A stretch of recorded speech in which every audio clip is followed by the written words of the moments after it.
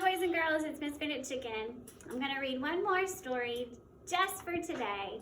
This one is set in Egypt in the continent of Africa. This story is called The Girl with the Red Slippers, and I want you to see how this story might be similar or different than Cinderella that I read to you before. Here we go. The Girl with the Red Slippers. A long time ago, in ancient Egypt, there lived a beautiful young girl called Rhodopis. Rhodopis was a slave. She was forced to work without pay and could not do what she liked. She had been born in Greece, but she had been kidnapped by pirates. The pirates had sold the young girl to a rich Egyptian merchant. Rhodopis now worked as a servant in his house. Because Rhodopis was from another land, she did not look like the other servants or her master. Whereas they had dark hair and dark eyes, she had golden curls and green eyes. No amount of brushing would straighten those curls. The other servant teased Rhodopis. That also made her work even harder than they did. She had to get up before the sun rose, and she had to work while the stars twinkled in the night sky. She cleaned her master's house, she baked the bread and washed her master's clothes. She sewed, and she even tended to the garden. Rhodopis lived a lonely life. The other servants wanted nothing to do with her and her master, though kind, spent his time either sleeping in the warm sunshine or conducting business. Over time, the animals became her friends. Rhodopis chatted with the birds that nested in the lemon and lime trees that she tended. She told her troubles to the great white egrets, and she teased the red-tailed dragonflies. However, her best friend in the whole world was a hippopotamus, an extremely large animal with a large head and mouth that spends most of its time in water. They're often known as hippos.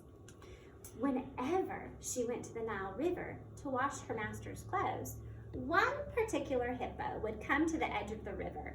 It would wallow in the water near her and keep her company while she worked. The hippo would look at her with its big round eyes. Its ears would flicker whenever she spoke. Sometimes they would play together. Rhodopis would splash water in the hippo's direction. The hippo would sink down under the water and then reappear close by. One day, while picking lemons from the lemon trees in the garden, Rhodopis heard music coming from her master's house. She placed her basket on the ground and began to dance to the music. She moved gracefully like a ballerina. Rhodopis danced in the warm sunshine, and as she danced, her master woke up from a long nap. As he stretched and yawned, he looked around the garden.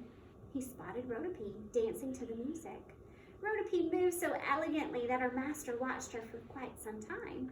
After a while, he thought to himself that this beautiful young girl, who danced like a butterfly, deserved some elegant shoes to adorn her bare feet. The next day, he went to his own shoemaker and asked him to make a pair of red silk dancing slippers. The soles of the slippers were made to be the very finest of leather. Several days later, the shoes arrived, and Rhodopis' master presented them to her as a gift. Rhodopis was absolutely speechless. She loved her slippers. The other servants were jealous that she had been given such an exquisite gift. They treated her even more horribly than before. This made Rhodopis sad. Whenever she could, she would cautiously sneak off into the garden, put on her red slippers, and dance. Quite often, as she danced at night beneath the sparkling stars when everyone else was asleep. One day, Rhodopis' master was informed that the pharaoh, Amasis, had decided to hold a grand banquet at his royal palace in Memphis. All of his subjects were invited, even the servants. Rhodopis was so excited. However, she quickly learned that the other servants had no intention of letting her go. Instead, they gave her piles of laundry to do and warned her that it better all be done by the time they returned. As the servants prepared to depart, Rhodopis carried the huge pile of laundry down to the river. Rhodopis worked for several hours, washing and scrubbing the clothes. Her faithful friend, the hippo, kept her company. The hippo always cheered up Rhodopis, and so, after a while, Rhodopis' spirits were revived or refreshed, and she felt much better. She began to play with the hippo. As Rhodopis cheerfully splashed the hippo, it suddenly moved to duck down beneath the water. Then it reappeared quite suddenly right beside Rhodopis. As the hippo lifted its large head, it created a wave of water that cascaded down upon Rhodopis. She was drenched. She, too, wore her beautiful slippers. Rhodopis sighed and scratched the hippo's head. Then she took off her slippers and placed them on a rock to dry. After that, she continued with her work. She did not even stop to eat. After a long while, Rhodopis finished washing all the clothes. By now, her back and arms were aching, but she was happy to be done. Just as she was about to put on her red slippers, she heard flappings of wings. In an instant, one of her slippers was gone. From out of the darkening sky, a falcon had swooped down and stolen it. A falcon is a type of bird that can fly very fast. Rhodopis gasped out loud. She was certain that the falcon was actually the god Horus. It was a sign of something, but of what she did not know. There was nothing Rhodopis could do. She put her one remaining slipper in her pocket and returned to her master's house in her bare feet. Meanwhile, at the royal palace, an enormous crowd had gathered. The crowd was enjoying the festivities. Pharaoh Amasis looked on from his raised throne in the banquet hall. Although he was happy to see his subjects enjoying themselves, he preferred to go hunting. As Amasis did not have a wife or children, he spent most of his spare time hunting with his friends. As the day wore on, Amasis grew restless. He was just about to sneak away from the banquet when a great falcon swooped down and dropped a small red slipper at his feet. Amasis picked up the small slipper and stared at it. He was certain that it was a message.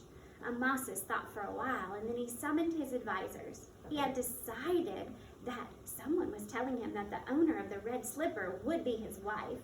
The banquet was halted, and the announcement was made that Pharaoh himself would search the land for the owner of the red slipper. The guests slowly began to leave. Now Rhodopis' master had already left the palace. He had gone off to take care of some business, and so he had not heard the announcement. His servants, however, had. Together they decided that they would not breathe a word to Rhodopis. As the weeks went by, the Pharaoh scoured the land for his future wife. He searched by land and by water, but he was unsuccessful.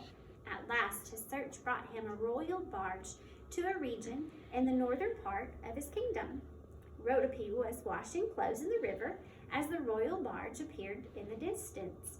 The other servants saw it too, and they knew immediately what it meant. As the barge neared the bank of the river, the royal trumpeters sounded the Pharaoh's arrival. Immediately, the servants ordered Rhodopis to hide herself in the reeds, as she was. They told her, too lowly of a servant to be in the presence of a pharaoh. They told Rhodopis that she wasn't important enough to even meet him. With the red slipper in one hand, Amasis stepped off the royal barge. Upon seeing the slipper, the female servants elbowed each other out of the way, all wanting to be the first to try it on. As this was happening, Rhodopis peeked out from the reeds. She wanted to see the pharaoh's face. As she peeked out, Amasis spotted her. He stared at the beautiful girl for several moments, and Rhodopis' heart skipped a beat. Amasis asked Rhodopis to step forward and then placed her tiny foot inside the red slipper. As he did so, it was clear to all that she was the owner of that slipper. The other servants were horrified that she would be the pharaoh's queen, but the master gave his blessing. Together, Amasis and Rhodopis sailed away on the barge, with its purple sails fluttering in the gentle breeze that blew across the Nile River. Behind the barge swam Rhodopis' best friend and honored wedding guest. The end. So, my friends, that wraps up The Girl with the Red Slippers. I'll see y'all next time. Bye.